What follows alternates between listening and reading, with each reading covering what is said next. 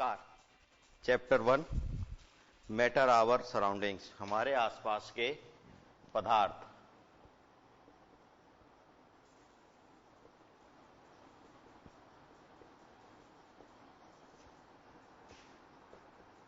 इसमें हमने पदार्थ के बारे में पढ़ लिया था।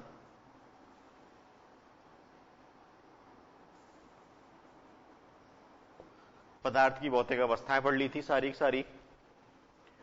भौतिक अवस्थाएं पढ़ने के बाद हमने अवस्था परिवर्तन देखा था। अब इस अवस्था परिवर्तन क्या, ठोस, इसको ताप दो, ये द्रव में कन्वर्ट हुआ, इसको हमने ताप दिया तो ये गैस में कन्वर्ट हो गया।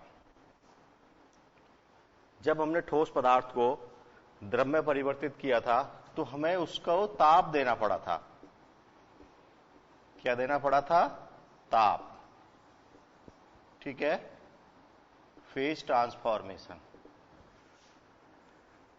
क्या हुआ था, यहां पदार्थ के कण आसपास थे, ताप के कारण उनके अणुओं के मध्य में जो आकर्षण बल था वो आकर्षण बल कमजोर हुआ, गतिज ऊर्जा उनकी बढ़ी, काइनेटिक एनर्जी इंक्रीज हुई। इसके कारण ये दूर दूर हो गए थोड़े। ठीक है, और जब और हमने उसको ताप दिया तो ये और दूर दूर हो गए इस तरह से। तो क्या बन गए ये गैस। मतलब इनके बीच में ये जो दो अणु होते हैं इनके बीच में आकर्षण बल होता है, उस आकर्षण बल को इस ताप ने क्या कर दिया, कम कर दिया और इनकी अंतराल को बढ़ा दिया, अंतराणुविक अंतराल को इंक्रीज कर दिया था। ये हुआ था ताप का प्रभाव। और इस ताप के प्रभाव में हमने क्या क्या पढ़ा था, जब ठोस से द्रव में कन्वर्ट कर रहे थे हम, सॉलिड से लिक्विड में कन्वर्ट कर रहे थे, तो यहां हमने एक टर्म पढ़ी थी, गलनांक। क्या पढ़ा था? गलनांक, मेल्टिंग पॉइंट पढ़ा था। तो जब किसी ठोस पदार्थ को द्रव में कन्वर्ट किया जाएगा तो वहां पर एक टर्म आती है गलनांक, उसको बोलते हैं गलना। गलन हो रहा है ना इसका, ये गल रहा है, इसका गलन हो रहा है, तो गलन हो रहा था तो हमने गलनांक दे दिया, ऐसा पॉइंट जिस पॉइंट पर वो पिघलने लग जाए। ठीक है, तो इस तरह से हमने जब ठोस को द्रव में बनाया था तो उसको हमने गलनांक या गलन कहा। हाँ, और इसको हम और क्या टर्म यूज करते हैं गलन के स्थान पर? संगलन। ठीक है, तो ठोस, इसको ध्यान समझ लेना, ठोस से द्रव में कन्वर्टर जो चेंज होता है, कन्वर्ट होता है, उस कन्वर्जन को, उस परिवर्तन को बोलते हैं हम संगलन या गलन। ठीक है, और वहां जो ताप दिया जाता है, जिस ताप के कारण वस्तु गलती है, ठोस वस्तु, उसे बोलते हैं गलनांक। उस ताप बिंदु को, एक पर्टिकुलर सार बिंदु होता है ये। ठीक है, जो ठोस होते हैं उन ठोसों के लिए सार बिंदु है, तो धात्विक ठोस के लिए उसे बोलते हैं हम गलनांक। क्या बोलेंगे? गलनांक। जैसे हमने पढ़ा था बर्फ के लिए, तो बर्फ का गलनांक कितना है? 0 डिग्री सेंटीग्रेड या 273.15 केल्विन, 275 केल्विन। ठीक है, इसको क्या बोलेंगे हम? संगलन। अब पदार्थ द्रव से गैस में बदल रहा है, द्रव से गैस में। यहां तक की बात तो ये यहां पूरी हो रही है अपनी। फिर यहां से आगे ये इस तरह से। अब है, जब हम द्रव को गैस में बदलेंगे, द्रव को गैस में बदलेंगे, तो यहां पर जो ताप दिया जाता है उसको क्या बोलते हैं हम? क्वथनांक। ठीक है, और बॉइलिंग पॉइंट। क्वथनांक, इसको एमपी भी बोलते हैं शॉर्ट में, मेल्टिंग पॉइंट, इसको बीपी बोलते हैं, बॉइलिंग पॉइंट, है ना। बीपी ब्लड प्रेशर भी हमने पढ़ा हुआ है, तो इसको बोलते हैं बॉइलिंग पॉइंट या क्वथनांक। और इस अवस्था परिवर्तन को क्या बोलेंगे? वेपोराइजेशन और बाष्पन। ये लिख लें आप, इस अवस्था परिवर्तन क्या बोलेंगे हम? बाष्पन। या फिर इसका दूसरी टर्म अगर मैं यूज करूं तो मैं क्या यूज करूंगा, बाष्पीकरण। ठीक है, वेपोराइजेशन इसको बोलते हैं मेल्टिंग,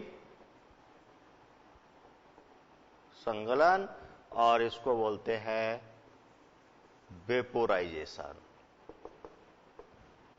इस तरह से ये दो अवस्थाओं परिवर्तन में हमने देखा। अब इनका उल्टा भी हम देखेंगे अभी थोड़ी देर बाद कि जब गैस से द्रव बनाएंगे तो क्या कहा जाएगा, गैस से द्रव क्या कहेंगे, संघनन। ठीक है, पहले आप इसको जल्दी से करें फिर आगे बढ़ते हैं हम।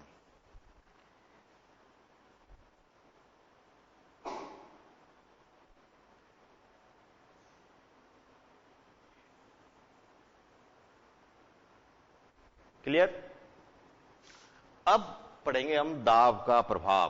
फिर ये उल्टे में आपको बाद में एक साथ बता दूंगा सारी चीजें, एक ट्रांसफॉर्मेशन चार्ट बना दूंगा जिसमें आपको सारी चीज समझ में आ जाएगी। ठीक है, अब है हमारा दाब का प्रभाव।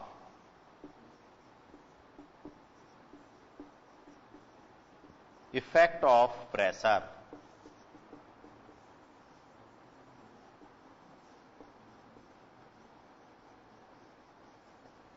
Effect of pressure. देखिए, अगर हम किसी गैस को उच्च दाब पर संपीड़ित करें, गैस है, मैंने गैस ले ली, उस गैस को मैंने उच्च दाब और निम्न ताप पर, उच्च दाब और निम्न ताप पर अगर मैं उसको संपीड़ित, उच्च दाब का मतलब होता है संपीड़न। कैसे, ये मैंने एक पिस्टन लिया, ये एक पिस्टन है, ठीक है, और यहां पर इसका ये सिलेंडर है, ये इसका पिस्टन है, इसको पूरे को हम पिस्टन ही बोलते हैं। ठीक है, अब यहां पर मैंने गैस ले ली, समझो ध्यान से। अब आप यहां पर मैंने क्या ले ली, गैस, और इस पिस्टन की ये स्थिति ए है। अब मैं इस पिस्टन को कंप्रेस करते हुए, दबाते हुए स्थिति बी तक ले आया। ठीक है, मैं दूसरा चित्र बना देता हूं जिससे कि ये जल्द अच्छा समझ में आपके आ जाएगा। मैं क्या किया, इसको स्थिति बी तक ले आया, टन आप यहां तक आ चुका है, और ये इसमें हमने यहां पर क्या लगाया,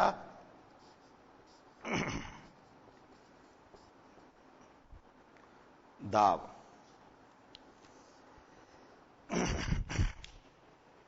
तो यहां जो गैस थी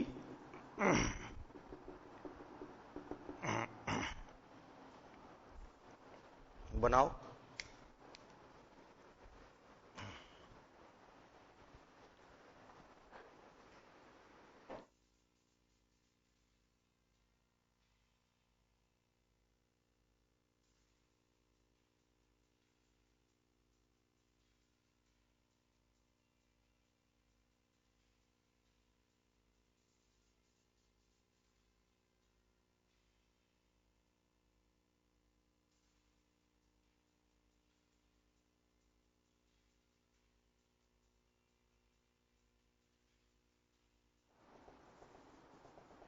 ये जब मैंने यहां इस पिस्टन को प्रेस किया तो अब ये बन गया द्रव। ठीक है, यहां हमने ताप क्या रखा है, निम्न रखा है। ठीक है, और दाब हम इस पे लगा ही रहे, प्रेशर हम बढ़ा ही रहे इस पे। तो देखो, जब गैस को उच्च दाब और निम्न ताप पर संपीड़ित किया जाता है तो वो बदल जाती है द्रव में। जब गैस को उच्च दाब और निम्न ताप पर संपीड़ित किया जाता है तो बदल जाती है द्रव में। क्लियर, जल्दी से इसको बना लें, लिख लें मतलब।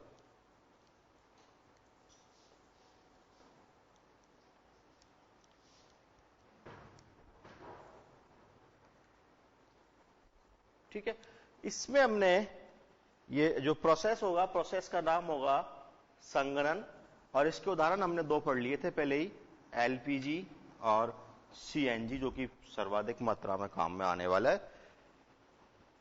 ईंधन के रूप में काम में आ रहे हैं ना, रसोई ईंधन के रूप में और वाहनों में भी ईंधन के रूप में, दोनों ही काम आ रही हैं। और दोनों के ही मैं पहले इसको बता चुका हूं आपको, इसलिए दोबारा अब नहीं बताऊंगा। हाँ सही है ना, चलो बता देते। इसका पूरा नाम क्या है? लिक्विफाइड पेट्रोलियम गैस, द्रवीकृत पेट्रोलियम गैस। इसका नाम क्या है?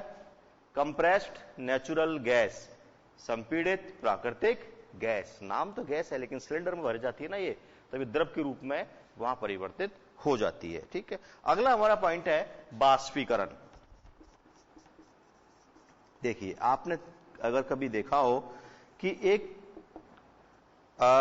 कटोरी में आपने पानी भरा और उस पानी को भर के और खुले स्थान पर रख दिया। गर्मी के समय में तो कुछ समय बाद, हो सकता है 2 घंटे 3 घंटे बाद, वो पानी वहां से गायब हो जाता है। ठीक है, और क्या देखा होगा, बरसात हुई, छत पे पानी भर गया, कुछ दिनों बाद वो अपने आप ही वहां से गायब। थोड़ा सा पानी अगर भर गया तो वो गर्मी, अगर धूप पड़ गई तो जल्दी चला जाएगा, और अगर धूप कम है तो थोड़ा समय लगेगा। इसी प्रकार से बादलों का निर्माण आप सब शुरू से पढ़ते हुए आए हैं कि समुद्र, नदियां, झीलों से सूर्य के प्रकाश के कारण पानी भाप बन के ऊपर उठ जाता है। ठीक है, तो वो भी क्या है? बाष्पीकरण। क्लियर? जल को खुला छोड़ने पर धीरे धीरे वो वाष्प में परिवर्तित हो जाता है। जैसे मैंने ये जल का कोई पात्र ले लिया है, अब इसमें मैंने मान लो जल भर दिया, तो क्या होगा कि ताप के कारण, हवा के कारण, ठीक है, आर्द्रता की कमी के कारण, बहुत सारे कारण होंगे। इन सभी कारकों से जल के सतह पर जो यहां पर अणु है, ये सतही अणु वाष्प के रूप में बन के यहां से ऊपर उठ जाएंगे और हवा के साथ इस स्थान से दूसरे स्थान पर चले जाएंगे। जहां पर आर्द्रता कम है या जिस दिशा में हवा है वहां पर चले जाएंगे। ठीक है, तो इस प्रकार से जल के अणुओं का किसी सतह से ऊपर उठ, अपनी सतह से, जल की सतह से ऊपर उठ के और वहां से चले जाना, ये तो जल का वाष्पन हुआ। अब वाष्पन जल का ही नहीं, वाष्पन और भी द्रव पदार्थों का होता है। वाष्पन द्रव पदार्थों जल्दी क्यों हो रहा है? क्योंकि द्रव जल्दी से किसमें बदलेगा? गैस में। ठीक है भाई, द्रव पहले किसमें बदलेगा? अगर ताप मिल गया उसको तो गैस बदलेगा, अगर दाब मिल गया ज्यादा उच्च दाब पर, ठीक है, निम्न ताप पर, तो तब किसमें बदलेगा? वो ठोस में। लेकिन ये थोड़ा सा प्रोसेस मुश्किल होता है, ये प्रोसेस आसान होता है। इस प्रोसेस के लिए बहुत सारे कारक हमें लगाने पड़ते हैं। जैसे पानी से बर्फ बनानी है, तो अगर आपको बनानी है तो उसको आपको कहां रखना पड़ेगा? फ्रीजर में रखना पड़ेगा, जहां पर निम्न ताप है। ठीक है, लेकिन साधारणतः रूम टेम्परेचर पर वाष्पन की क्रिया होती रहती है। इसका मतलब द्रव वाष्प में बदलता रहता है। तो ये है वाष्पन। अब और कहां होता है वाष्पन? देखिए, अगर आप किसी ने नेल पॉलिश रिमूवर को टच किया हो, या नेल पॉलिश हटाने वाला जो सॉल्यूशन आता है उसका उपयोग किया हो, तो आपको वाष्पन का एहसास हुआ होगा, ठंडा लगा होगा।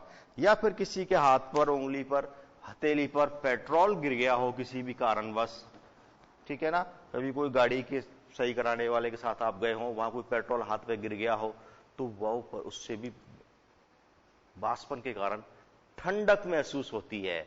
अगर हाथ में पेट्रोल की बूंद गिर गई, या फिर एसीटोन भी क्या होता है? वो नेल पॉलिश रिमूवर की जैसे ही होता है, वो गिर गया हो, स्पिरिट गिर गया हो अगर किसी के हथेली पर, हाथ पर, शरीर के किसी अंग पर, तो वहां आपको ठंडक महसूस हुई होगी। उस ठंडक महसूस होने का कारण भी क्या है? वाष्पीकरण। ठीक है, होता क्या है? देखिए, जैसे ही कोई पेट्रोल की बूंद या एसीटोन या नेल पॉलिश रिमूवर मेरे यहां पर इस हथेली पर, इस सतह पर गिरा, तो वो कम तापमान में ही वाष्प में परिवर्तित हो जाता है। ठीक है ना, उसका वाष्प जो बॉइलिंग पॉइंट है वो कम है, तो वो हल्के से तापमान ग्रहण करके ही वाष्प में परिवर्तित हो जाएगा। जब यहां पर गिरेगा तो मेरे इस सतह के तापमान को वो ग्रहण कर लेगा, और तापमान को ग्रहण करते ही वो वाष्प में परिवर्तित हो जाएगा। और देखो, तो और इसका उदाहरण देखिए, गर्मियों का समय है, गर्मियों के समय में आप पसीना आ रहा है, अच्छी तरह पसीना आ रहा है, और आपने फैन चला दिया, पंखा चला दिया, या फिर हल्का सा हवा का झोंका आया, तो एकदम से आपको ठंडक महसूस होगी। ठंडक महसूस होगी ना, उसका कारण भी क्या है? बाष्पीकरण। जैसे ही हमारे शरीर पसीना आ रहा है, जैसे ही हवा आकर के शरीर से टकराएगी, उस हवा का ताप ज्यादा है, ठीक है ना। मैंने कहा ना गर्मी का मौसम है, उस हवा का ताप ज्यादा है। जैसे ही वो आपके शरीर से टकराई, आपके शरीर पर जो जल की बूंदें हैं, जो पसीने की ड्रॉप बूंदें हैं, उन बूंदों का वो क्या करेगी? बाष्पीकरण। तो उस बाष्पीकरण में कुछ ऊर्जा, कुछ ताप हमारे शरीर का भी काम आ जाएगा, जिससे हमारे शरीर का ताप कम हो जाएगा और हमें ठंडक महसूस होने लगेगी, ठीक है। और देखिए, गर्मियों में सूती कपड़े पहनने चाहिए, कॉटन क्लोथ्स कहा जाता है ना। गर्मियों में सूती कपड़े अधिक पहनने चाहिए, ज्यादातर कोशिश करनी चाहिए सूती कपड़े पहने। ऐसा क्यों? क्योंकि क्या होता है कि जो सूती कपड़े होते हैं वो पसीने को जल्दी से एब्जॉर्ब कर लेते हैं, पहली बात। दूसरी बात, उनमें छोटे छोटे छिद्र होते हैं, सूती कपड़ों में छोटे छोटे छिद्र होते हैं, जिनसे हवा आसानी से शरीर के अंदर प्रवेश कर जाती है। कपड़ों के अंदर से शरीर की सतह तक, स्किन तक हवा पहुंच जाती है। अगर हवा स्किन तक पहुंच जाएगी तो वहां पर जो पसीने की बूंदें हैं, उनको वो क्या कर पाएगी? बाष्पीकृत कर पाएगी और हमें ठंडक महसूस होगी, ठीक है। तो कुछ उदाहरण मैंने इसके दिए बाष्पीकरण के। अब कुछ इंपॉर्टेंट उदाहरण और भी हैं, जैसे घड़े का पानी ठंडा रहना। एक गिलास है, गिलास स्टील का गिलास है, उसमें बर्फ का पानी भरा हुआ, ठंडा पानी भरा हुआ है, तो उस गिलास की सतह के बाहर छोटी छोटी पानी की बूंदें आ जाना। अब वो कहां से आ रही हैं? इन सब पर चर्चा करेंगे हम छोटे से ब्रेक के बाद।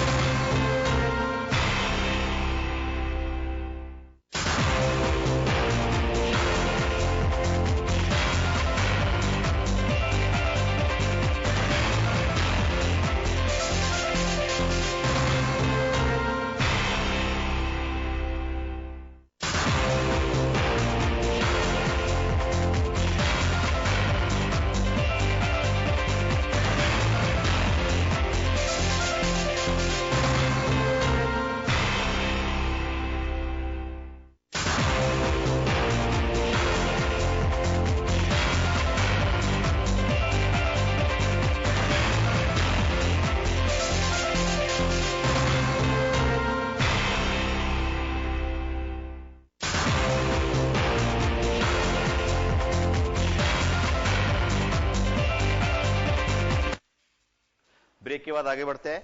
सबसे पहले हम लिख लेते हैं बाष्पीकरण की परिभाषा। समझ तो हमने लिया ही। देखिए, तो बाष्पीकरण की परिभाषा क्या है? किसी द्रव को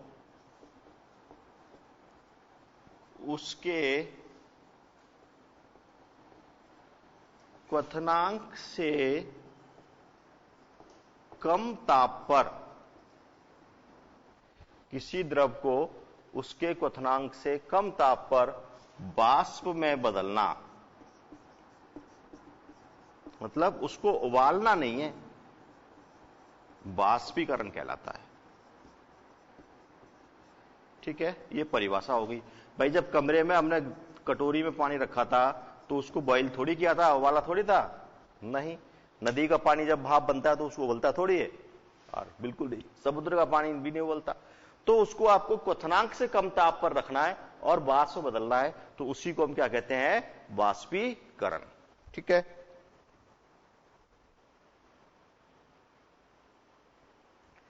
अब आती है बात वाष्पीकरण को प्रभावित करने वाले कारक।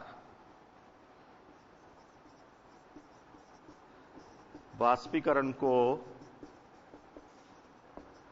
प्रभावित करने वाले कारक। नंबर 1, सतह का क्षेत्रफल डायरेक्टली प्रोपोर्शनल टू वाष्पीकरण। मैं समझाता हूं मतलब क्या है इसका। देखिए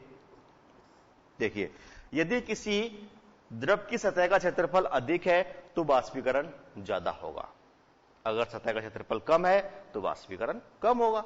ये होता है डायरेक्टली प्रोपोर्शनल का मतलब, सीधे सीधे संबंधित है। आप उस पानी को ज्यादा फैला के डाल दीजिए तो वाष्पीकरण ज्यादा होगा, अगर कम फैला के डालिए तो वाष्पीकरण कम होगा, ज्यादा समय लगेगा। जैसे नमक बनाते हैं, अगर आपने कहीं नमक बनाते हुए देखा हो, जैसे अपने राजस्थान में सांवर साइड में अगर आपने कहीं कोई वहां का हो उसने देखा हो, तो क्या करते हैं, उस खारे पानी की क्यारियां बना देते हैं और उन क्यारियों में पानी भर देते हैं। वो पानी धीरे धीरे वाष्पीकृत हो जाता है और सॉल्ट नीचे रह जाते हैं। ठीक है, तो पहला पॉइंट है सतह का क्षेत्रफल। दूसरा है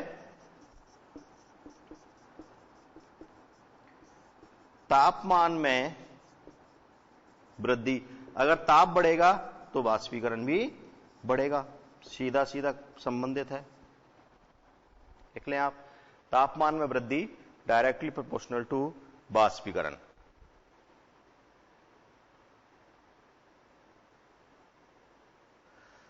अगला है तीसरा, आर्द्रता। ये जो आर्द्रता होती है ये वाष्पीकरण के इनवर्सली प्रोपोर्शनल होती है। अगर आर्द्रता मतलब वातावरण में उपस्थित जलवाष्प की मात्रा होती है आर्द्रता, और ये होती है 1/, वाष्पीकरण। मतलब अगर एक बढ़ेगा तो दूसरा घटेगा, अगर आर्द्रता बढ़ेगी तो वाष्पीकरण घटेगा, और अगर आर्द्रता घटेगी तो वाष्पीकरण बढ़ेगा। ठीक है, इसका मतलब यह होता है।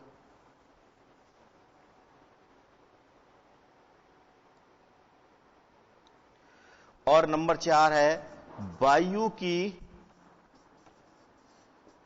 गति में वृद्धि। वायु की गति, डायरेक्ट यही लिख देता हूं मैं, डायरेक्टली प्रोपोर्शनल टू वाष्पीकरण। अगर तेज हवा है तो वाष्पीकरण ज्यादा होगा, क्योंकि वो जल की बूंदों को लेकर के वो हवा तो निकल गई, दूसरी हवा पीछे सूखी आ गई, वो और ले जाएगी, तो इस तरह से वाष्पीकरण बढ़ जाएगा। अगर वायु गति ज्यादा है तो वाष्पीकरण ज्यादा होगा। ये डायरेक्ट प्रोपोर्शनल। इस तरह से कुल 4 कारण है जिन पर वाष्पीकरण निर्भर करेगा। अगर इनमें वृद्धि तो वाष्पीकरण वृद्धि तो वाष्पीकरण कमी, वृद्धि तो वाष्पीकरण में वृद्धि। ठीक है, डायरेक्ट सीधे सीधे संबंधित वाले अलग लिख दिए मैंने, और एक बीच में लिखा हुआ है उल्टा संबंधित वाला।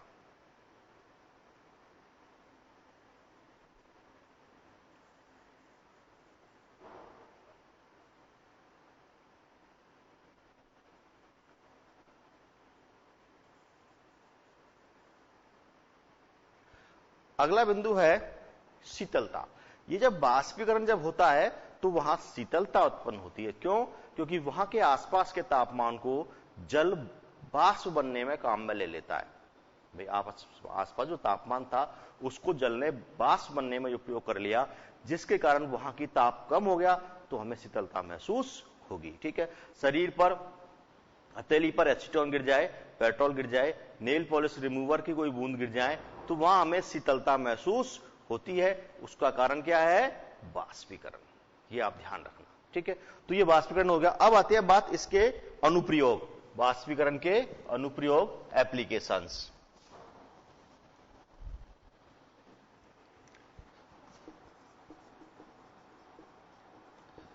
वाष्पीकरण भी एक अवस्था परिवर्तन ही है, लेकिन ये विशेष परिस्थितियों का अवस्था परिवर्तन है। उस द्रव को हमें क्वथनांक तक नहीं पहुंचाना है, उसको उबालना नहीं है, उसके पहले ही उसको वाष्प में परिवर्तित करना है। ठीक है, तो इसका अनुप्रयोग है शीतलता।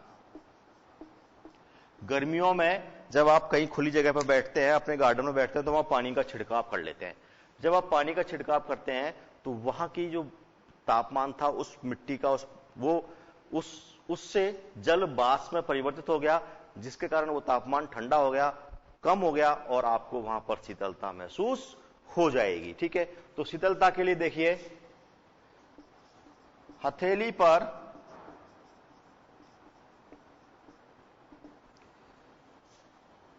एसीटॉन कॉमा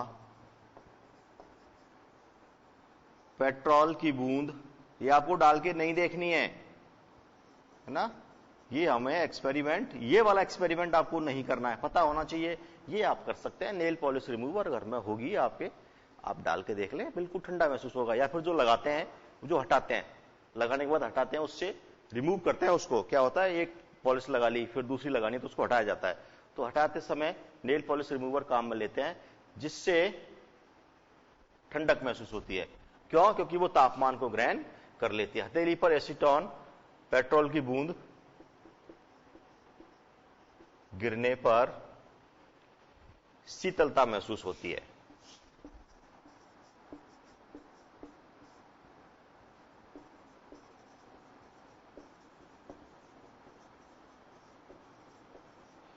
महसूस होती है, ठीक है। एक अपने राजस्थान में एक जल का, रेगिस्तानी भागों में जल का एक पात्र काम में लिया जाता है, छकड़ा जिसको कहते हैं, वहां पर भी ये शीतलता ही काम करती है, ठीक है, उसमें भी पानी ठंडा रहता है। और क्या है देखिए, शीतलता के लिए ही अनुप्रयोगी है। गर्मियों में सूती वस्त्र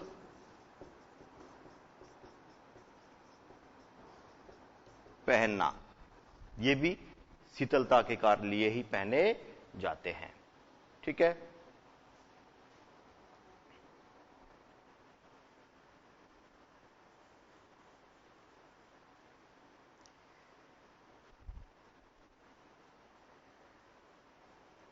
अगला है बाष्पीकरण के अनुप्रयोगी। मिट्टी के घड़े में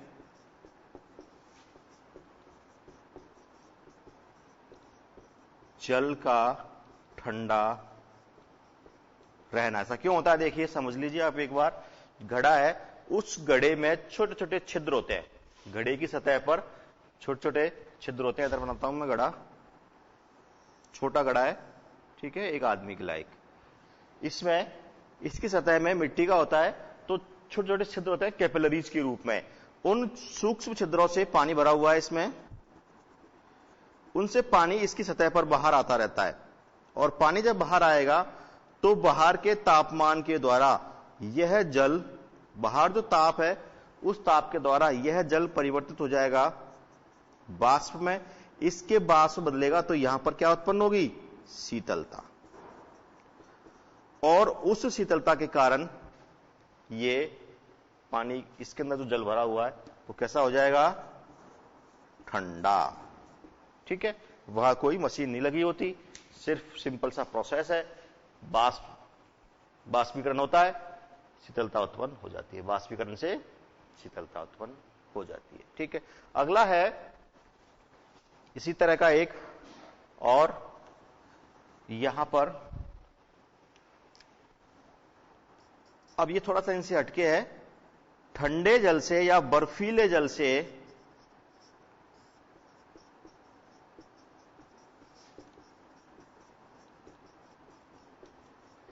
भरे ग्लास की बाहरी सतह पर जल की बूंदें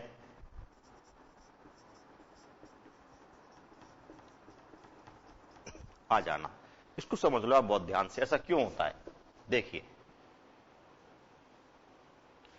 ये पानी का स्टील का ग्लास है, वो भी है ना, ऐसा ना समझे कि इसमें से अंदर से पानी निकल के आ गया। ये ग्लास है और इसमें बर्फीला पानी भरा हुआ है, कुछ बर्फ के टुकड़े मैंने डाले हुए हैं। फिर आप देखते होंगे कि इसकी बाहर की सतह पर यहां पर छोटी छोटी पानी की बूंदें आ जाती हैं, और बरसात का मौसम है अभी तो बहुत ज्यादा आ जाती है। नीचे भी ये टेबल है ना आपकी, ये भी गीली हो जाती है, इतनी सारी पानी की बूंदें आ जाती हैं। ये कहां से आ गई, क्या इस ग्लास में से निकल के आई? भाई ग्लास तो स्टील का है, उसमें से कैसे निकल के आ गई? उसमें से निकल के नहीं आई। देखो क्या है, ये ठंडा है। कैसा है ये? ठंडा, ठंडा पानी है। और बाहर जो वायु है यहां पर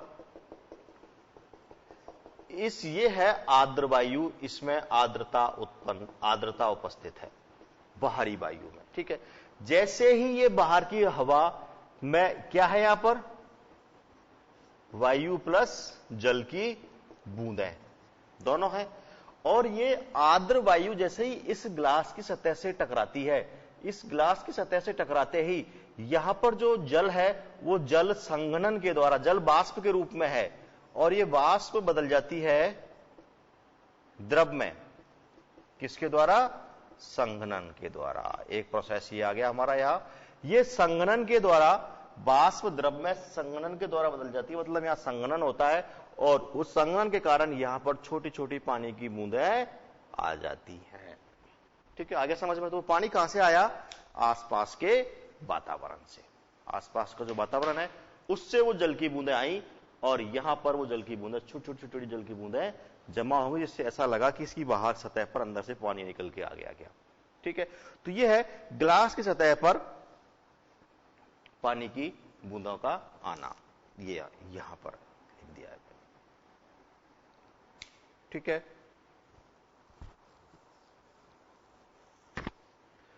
अब हम एक छोटी सी टेबल बना देते हैं।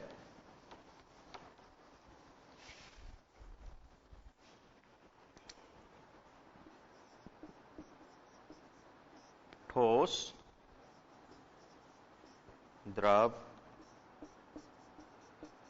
गैस। ठोस से द्रव, द्रव से गैस, और गैस से ठोस। एक तरह से हो सकता है ठोस से द्रव, क्या बोलते हैं हम? संगलन। द्रव से, लिख लें आप, संगलन, गलना। द्रव से गैस, वाष्पन या वाष्पीकरण। गैस से ठोस, निक्षेपण।